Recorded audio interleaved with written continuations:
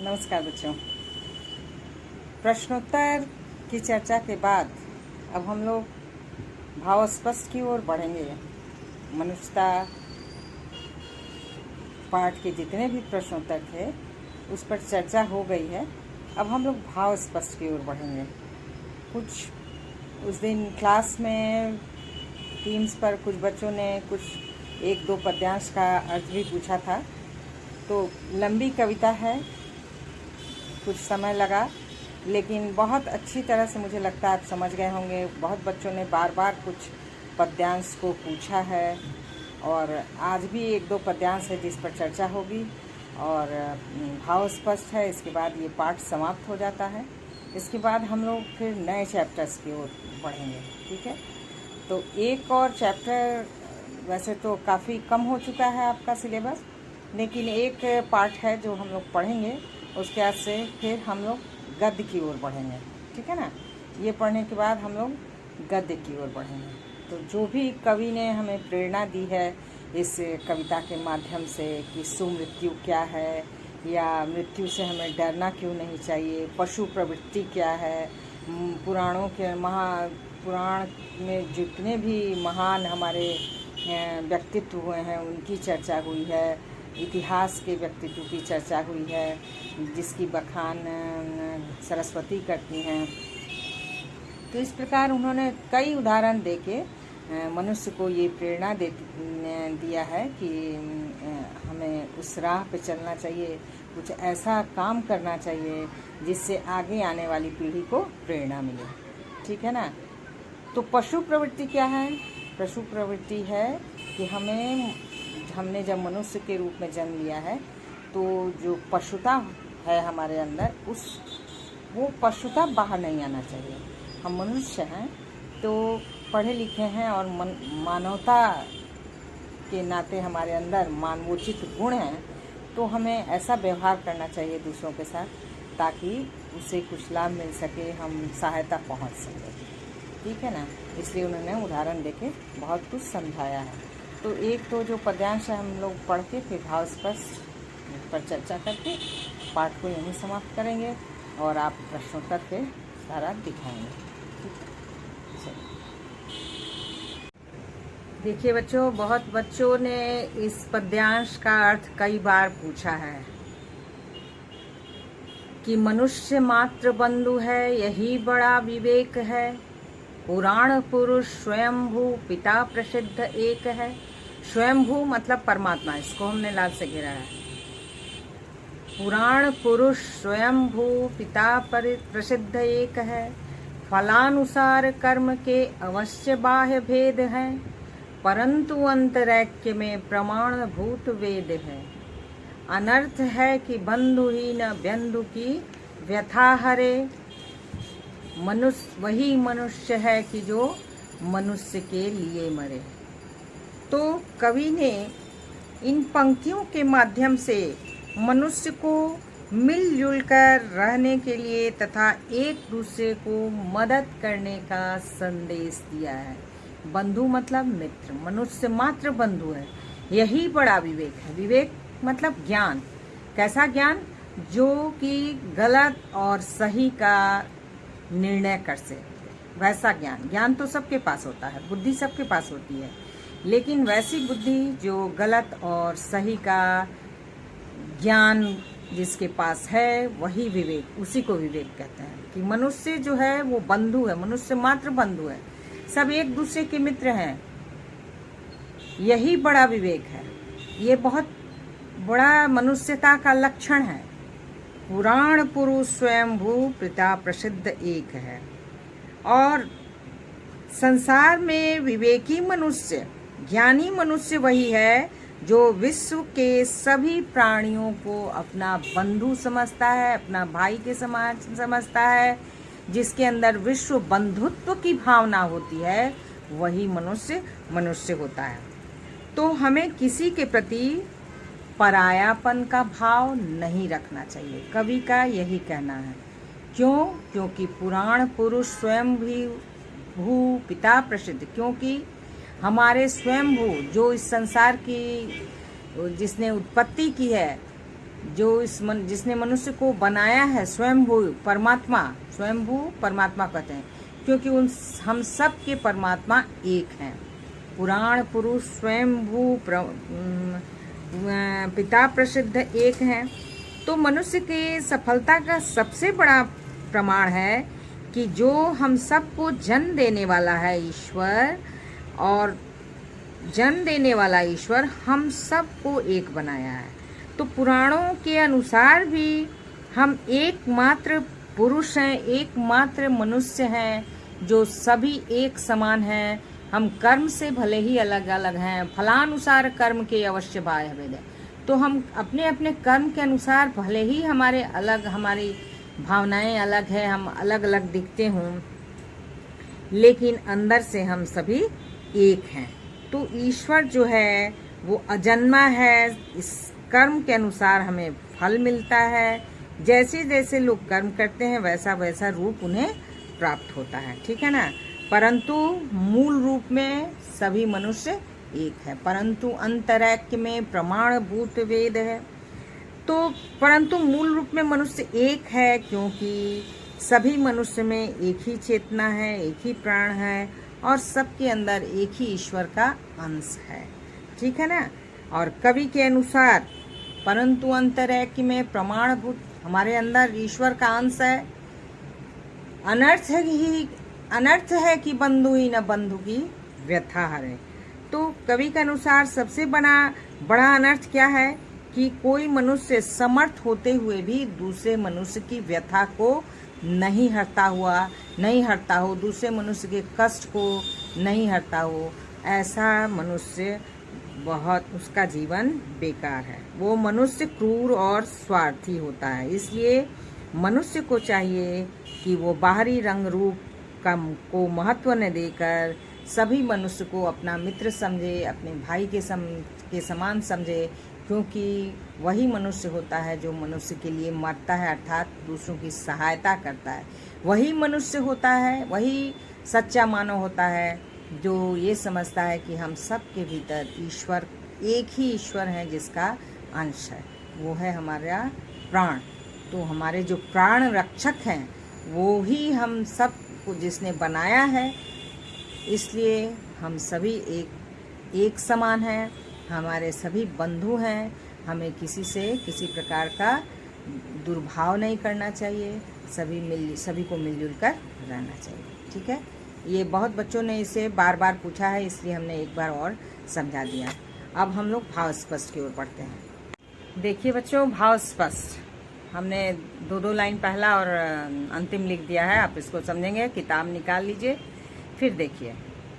सहानुभूति चाहिए, महाविभूति है यही, वशीकृता सदैव है बनी हुई स्वयं मही। विरुद्धवाद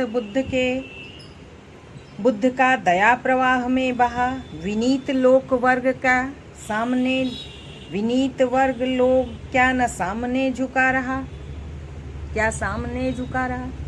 ठीक है। तो इसका अब भाव स्पष्ट लिखना है। 4 पंक्तियां हैं, इसका भाव स्पष्ट लिखेंगे कि सबसे पहले कि कवि ने, मैथिली शरण गुप्त ने मनुष्य की सहानुभूति को मनुष्य की सबसे बड़ी पूंजी कहा है, क्योंकि यह गुण मनुष्य को उदार और प्रभावशाली बनाता है। इसी के कारण, ऐसे मनुष्य के कारण दुनिया उसके वश में हो जाती है। दूसरों के साथ जो दया, करुणा और सहानुभूति का व्यवहार करके दूसरों को अपना बना लेता है, जिससे धरती उसके वश में हो जाती है, वही महान विभूति होते हैं। कवि का यही कहना है कि वैसे व्यक्ति महान विभूति होते हैं। सहानुभूति चाहिए, महाविभूति है यही, वशीकृता सदैव है बनी हुई स्वयं मही। विरुद्धवाद बुद्ध के दया प्रवाह में बहा। तो कवि का कहना कि बुद्ध ने अपने करुणा और दया से उस समय के पारंपरिक मान्यताओं का खंडन किया। लोगों ने इसका विरोध किया, लेकिन उन्होंने उसका खंडन करके लोगों को, विरोधी लोगों को भी अपना बनाया। क्या है? विरुद्धवाद बुद्ध का दया प्रवाह, मतलब जो बुद्ध के विरोधी व्यक्ति थे वे लोग भी बुद्ध के दया और करुणा के कारण उन्हें महात्मा बुद्ध को अपना लिया, उनके वश में हो गए। ठीक है, तो विरोधी लोगों को भी महात्मा बुद्ध के बातों को मानना पड़ा। उनकी करुणा में वो भी डूब गए, उनके दया के प्रवाह में वे सारे विरोधी जो हैं वो डूब गए, उनके अपने हो गए। तो उदार वही होता है जो परोपकार का कार्य करता है, मनुष्यता के काम आता है, जो दूसरों के लिए जीता मरता है वही मनुष्य होता है। ठीक है ना। तो आप लिखेंगे कि कवि ने इन पंक्तियों के माध्यम से लोगों को समझाया है, लोगों को बताया है कि मनुष्य की सबसे बड़ी पूंजी सहानुभूति, करुणा, दया, परोपकार ये होता है, और इसी के बल पर पूरी पृथ्वी उसके वश में हो जाती है, दुनिया उसके वश में हो जाती है। और उन्होंने महात्मा बुद्ध का उदाहरण देके लोगों को समझाया है। दूसरा है, रहो न भूल के कभी मदांध तुच्छ वित्त में। ठीक है, सनाथ जान आपको करो न गर्व चित्त में। अनाथ कौन है यहाँ, त्रिलोकनाथ साथ हैं, दयालु दीन बंधु के बड़े विशाल हाथ हैं। देखिए, रहो न भूल के कवि के अनुसार समृद्धशाली होने पर भी किसी भी मनुष्य के अंदर अगर मनुष्य है, मानवता के गुण हैं, तो उसे अहंकार नहीं करना चाहिए। यहाँ कोई अनाथ नहीं है। रहो न भूल के कभी ऐसा भूलना मत, मदांध तुच्छ चित्त में, कि तुम्हारे अंदर चित्त में, तुम्हारे मन में किसी भी प्रकार का अभिमान नहीं होना चाहिए, अहंकार नहीं होना चाहिए। ठीक है ना, क्योंकि यहाँ कोई भी अनाथ नहीं है, ईश्वर ही परम पिता है। धन और परिजनों से घिरा हुआ मनुष्य भी स्वयं को सनाथ अनुभव करता है। इसका परिणाम यह होता है कि थोड़े से धन के कारण मनुष्य जो है बड़ा अपना विवेक खो देता है, अपने आप को सामर्थ्यवान समझने लगता है। इसलिए कवि ने कहा है कि रहो न भूल के कभी मदांध तुच्छ चित्त में। ऐसे मद में कभी मत रहना, क्योंकि सबका ईश्वर, सबको देखने वाला ईश्वर एक होता है, जो सबकी रक्षा करता है, समस्त मानव जाति का कल्याण करता है। ठीक है ना। आवश्यकता पड़ने पर आपने देखा होगा कि बहुत सारे ऐसे महापुरुष हैं जो अपने शरीर का बलिदान भी दे देते हैं। तो भगवान सारी सृष्टि के नाथ हैं, संरक्षक हैं, वो सर्वशक्तिमान हैं और उनके पास अपरंपार शक्ति है। तो अपने अनाथ बच्चों की सबसे ज़्यादा रक्षा करने वाला इस संसार में कौन है? ईश्वर है। तो वह प्राणी भाग्यहीन है जो मन में अधीर, अशांत। अनाथ कौन है यहाँ? त्रिलोकनाथ मतलब ईश्वर। दयालु दीन बंधु के बड़े विशाल हाथ हैं। तो यहाँ कोई भी अनाथ नहीं है। अपार साधनों से सबकी रक्षा और पालन करने में समर्थ है। वह प्राणी भाग्यहीन है जो मन में अधीर, अशांत, असंतुष्ट और अतृप्त रहता है, और जो इसे पाने के लिए इस संसार में वो इसे ही पाने के लिए दूसरों को कष्ट देता है, दूसरों और मारा फिरता है इस संसार में। तो ऐसे व्यक्ति को अहंकार हो जाता है, और कवि ने इसी अहंकार को दूर करने की बात की है। क्योंकि जो अहंकार करता है, दूसरे को कमज़ोर समझता है, उसके साथ कौन होते हैं? उसके साथ ईश्वर होते हैं। इसलिए कवि ने इस कविता के माध्यम से मनुष्य को ये कहा है कि किसी भी मनुष्य को अहंकार नहीं करना चाहिए। थोड़ा सा सामर्थ्यवान होने पर, थोड़ा सा पैसा आने पर उसके अंदर अहंकार की भावना नहीं होनी चाहिए, क्योंकि सबको देखने वाला ईश्वर होता, त्रिलोकनाथ साथ है। त्रिलोकनाथ मतलब तीनों लोकों को की रक्षा करने वाला ईश्वर सबके साथ। अब तीसरा है, देखिए, चलो अभीष्ट मार्ग में। ध्यान देंगे, अब एक पंक्ति के बाद हमने फिर लास्ट वाली पंक्ति लिखी है। चलो अभीष्ट मार्ग में सहर्ष खेलते हुए, विपत्ति विघ्न जो पड़े उन्हें ढकेलते हुए। घटे न हेल मेल हाँ, बढ़े न भिन्नता कभी, अतर्क एक पंथ के सतर्क पंथ हो सभी। इन पंक्तियों को हम लोग बार बार पढ़े हैं, बार बार समझे हैं कि चलो अभीष्ट मार्ग में। अभीष्ट, कुछ बच्चों ने ये पद्यांश को पूछा भी था। अभीष्ट मतलब इच्छित। सभी अपने अपनी इच्छा के अनुसार जीवन में आगे बढ़ते जाते हैं। कवि ने ये कहना चाहा है कि मनुष्य को दूसरे मनुष्य की बाधाओं को दूर करते हुए उन्हें आगे बढ़ने के लिए प्रेरणा देते हुए एक मनुष्य का, एक अच्छे मनुष्य का ये कर्तव्य बनता है कि हमें दूसरों की सहायता करते हुए आगे बढ़ना चाहिए।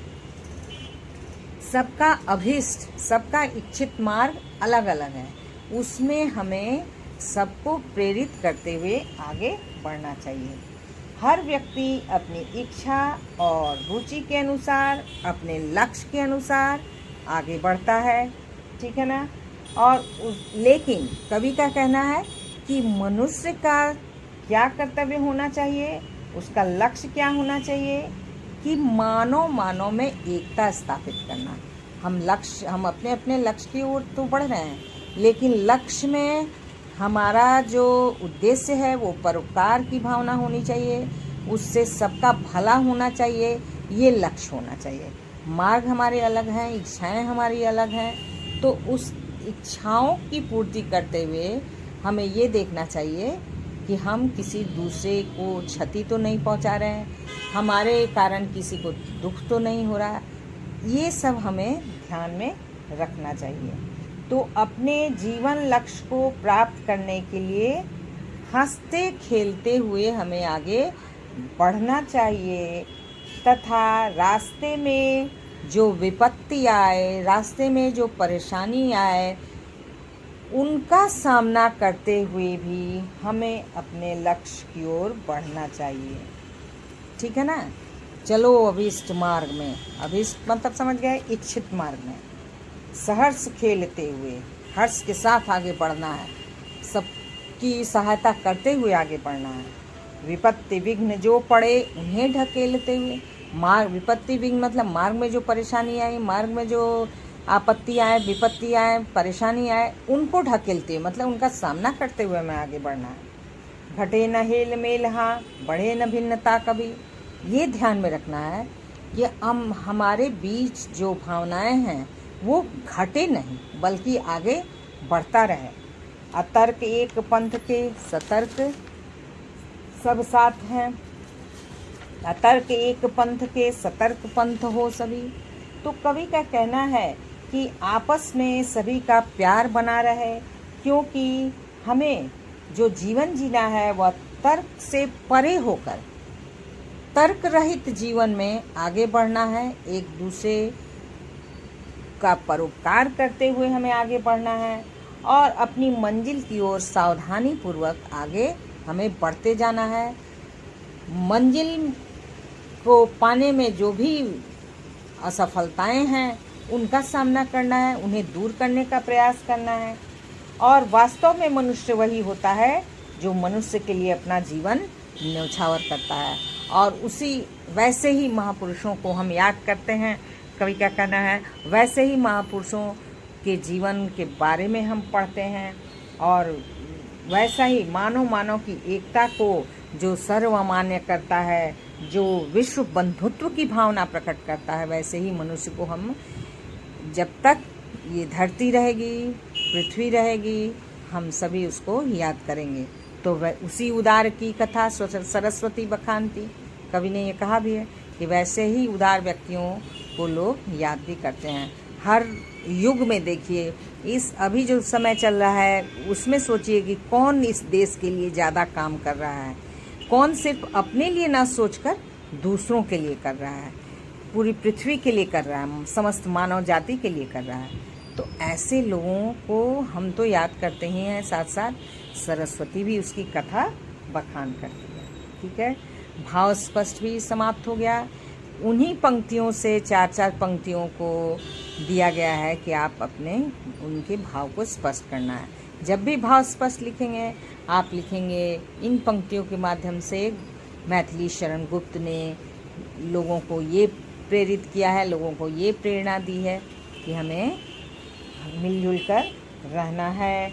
मनुष्य को इस कविता के माध्यम से निडर रहने का संदेश दिया है, क्योंकि ये संसार मरणशील है। हमें मृत्यु से भयभीत नहीं होना है, हमें मृत्यु से डरना नहीं है। और उन्होंने बहुत सारे उदाहरण देके, बहुत सारे पुराण पुरुषों का उदाहरण देकर, दधीची, कर्ण, रंतिदेव, इन सब का, महात्मा बुद्ध, उशीनर आदि का उदाहरण देकर, जिन्होंने दूसरों के लिए जिया है। अभी तक इतनी चर्चा हुई है कि आपको इन महापुरुषों के बारे में अच्छी तरह याद हो गया होगा कि उशीनर कौन थे, रंतिदेव कौन थे, ये सब कौन थे और इन लोगों ने क्या क्या किया है। ठीक है ना। इन लोगों ने मानव जाति के कल्याण के लिए क्या क्या किया है। आप रामायण देखते हैं, महाभारत देखते हैं कि जो भी ऐसा मानव है वो कैसे दूसरों के कल्याण के लिए अपने जो मांगा जाता है उसका दान दे जाता है, ताकि सबका कल्याण हो सके। ठीक है ना। तो इस कविता के माध्यम, कविता समाप्त, प्रश्नोत्तर समाप्त, भाव स्पष्ट समाप्त। तो इस कविता के माध्यम से कवि ने मानवता, प्रेम, एकता, परोपकार, सहानुभूति, इसका संदेश दिया है कि मनुष्य के अंदर ये गुण होने चाहिए। आशा है आपके अंदर ये गुण नहीं होंगे तो भी आप प्रयास करेंगे कि ये गुण आपके अंदर हो, ताकि आप दूसरों की सहायता कर सकें। ये नहीं है कि आप अपना काम नहीं छोड़ना है, आपको अपना लक्ष्य नहीं छोड़ना है। अपने लक्ष्य की ओर आगे बढ़ते हुए आपको विवेक से दूसरों की सहायता करनी है। जीवन में ऐसे कार्य करना है ताकि आपकी मृत्यु के बाद भी लोग उसे याद कर सकें, स्वयं आगे बढ़ें तथा आपके साथ जो लोग आगे बढ़ रहे हैं उनकी सहायता करें, उनके परेशानियों को दूर करें। बस यहीं तक आप बहुत कुछ समझ चुके हैं। आपके अंदर मुझे लगता है परोपकार की भावना, दया की भावना, करुणा की भावना आ चुकी होगी अभी तक इतनी लंबी कविता पढ़ने के बाद। ठीक है ना। तो मनुष्यता समाप्त। अब आप अच्छे से पहले मैथिली शरण गुप्त के बारे में लिखेंगे, कठिन शब्दार्थ लिखेंगे जैसे आप हमेशा से लिखते आए हैं। उसके बाद प्रश्नोत्तर और भाव स्पष्ट सब लिखेंगे। ठीक है ना।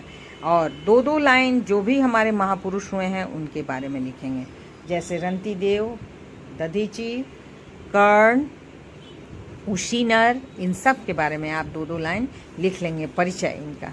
ठीक है ना। चलिए, अब कहीं परेशानी इसकी नहीं। कई बार एक ही पद्यांश को हमने टीम्स पर कई बार बताया भी है, ऐसे भी बताया है।